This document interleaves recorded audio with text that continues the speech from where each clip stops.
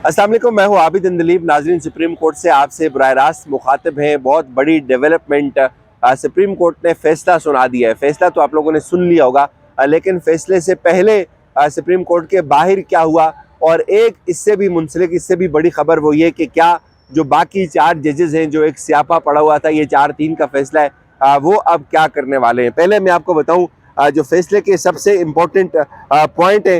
एक तो supreme court ने जो फैसला था इलेक्शन कमीशन का जो शेड्यूल था उसको मुअत्तल कर दिया, उसको कलअदम कर दिया, उसको गैर कानूनी करार दे दिया। और उसके साथ साथ उन्होंने ये कहा कि इलेक्शन कमीशन के पास कोई इख्तियार नहीं है वो इलेक्शन को आगे लेकर जाए। और उसके साथ उन्होंने ये भी कहा कि इलेक्शन कमीशन का जो शेड्यूल है उसमें मामूली तरमीम के साथ अब जो 15 रोज़ हैं जो कि इलेक्शन कमीशन ने ज़ाया किए, अब इनको हम 15 मई तक लेकर जा रहे हैं। इससे पहले हमारी इतलात थी कि ये अगस्त तक जा सकता है, लेकिन चीफ जस्टिस साहब ने दो टोक ऐलान किया कि इससे ज़्यादा ताख़ीर नहीं होगी। एक और इसके साथ साथ उन्होंने पाबंद किया वफाकी हुकूमत को कि 10 अप्रैल तक 20 अरब रुपए फराहम करें वो इलेक्शन कमीशन को, और 11 अप्रैल को फंड्स की फराहमी के हवाले से सुप्रीम कोर्ट के अंदर रिपोर्ट जमा करवाई जाए।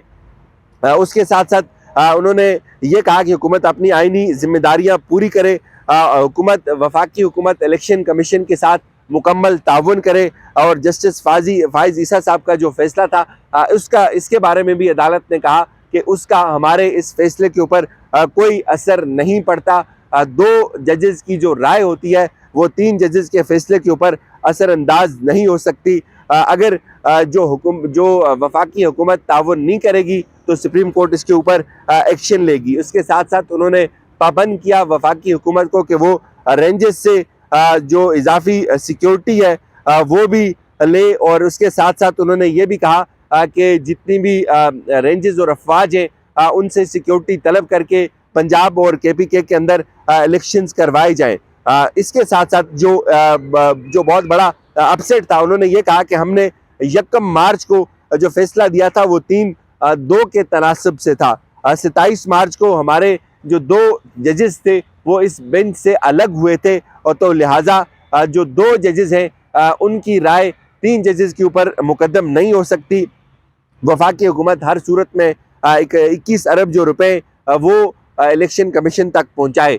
ये तो फैसला आपने सुना, तफसीली फैसला भी कुछ दिन तक आ जाएगा, लेकिन इस फैसले से पहले क्या हुआ वो बहुत इंपॉर्टेंट है। आज सुप्रीम कोर्ट के अंदर नून लीग ने रात को क्या किया, मरियम नवाज साहिबा ने यहीं इस्लामाबाद के अंदर बैठकर कुछ प्राइवेट मुलाकातें की।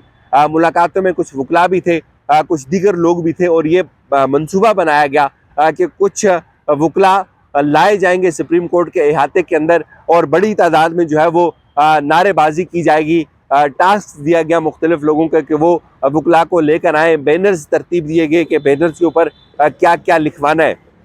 ये उनकी हिकमत अमली जो है वो इतनी ज़्यादा कारगर साबित ना हुई। कुछ 150 जो वकला थे वो उन्होंने इकट्ठे कर लिए, उनके हाथ में बैनर्स भी दे दिए। वो बैनर्स आपने देखे कि उनके ऊपर लिखा हुआ था नवाज शरीफ को गिराने में किस हद तक जाएंगे, और इस तरह की फजूल चीज़ें लिखी हुई थी। और फिर आपने देखा आज़म नज़ीर तारड़ जब सुप्रीम कोर्ट में पहुंचे तो वो जत्था जो है वो उनके साथ था, पुलिस ने उनको रोक दिया, धक्के दिए गए, और फिर वो लोग वहाँ बाहर खड़े रहे। उन्होंने बड़ी नारेबाजी भी की जजेस के खिलाफ। और उसके बाद जब जजेस थे थोड़ा टेंस माहौल था कमरा अदालत का, फैसला सुनाया गया। और उसके बाद फैसले के बाद क्या हुआ, अब फैसले के बाद जो है वो ये बात चल रही है सुप्रीम कोर्ट के अंदर के जो बाकी 4 जजेस हैं, जो 2 जजेस बहुत पहले स्टेज के ऊपर इससे अलग हो गए थे, और 2 जजेस दरमियान में अलग हुए थे।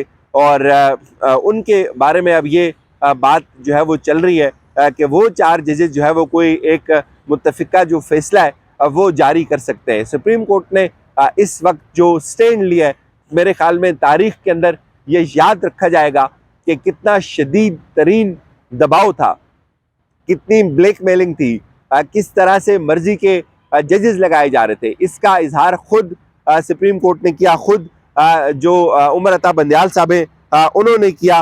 उन्होंने कहा कि जो अपनी मर्जी के जज लगाने की कोशिश की जा रही है, इल्ज़ाम लगाए जा रहे हैं, धमकियां तक जो है वो दी जा रही है, और वो धमकियों का जो सिलसिला था आज वो हमें प्रैक्टिकली वहाँ नज़र आया। जिस तरह से यलगार की गई, जिस तरह से जो जत्थे थे उनको लेकर सुप्रीम कोर्ट पहुंचा गया, लेकिन इलेक्शन कमीशन को पाबंद कर दिया अब सुप्रीम कोर्ट ने कि कोई भी गैर आइनी, गैर कानूनी इकदाम जो है वो किसी सूरत काबिल कबूल नहीं होगा।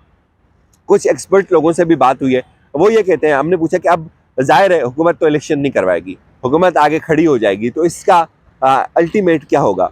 इसका अल्टीमेट जो बताया जा रहा है वो ये है कि हुकूमत अब जो है वो अगर इलेक्शन नहीं करवाएगी तो ये सीधा सीधा इनके ऊपर आर्टिकल 6 लग सकता है।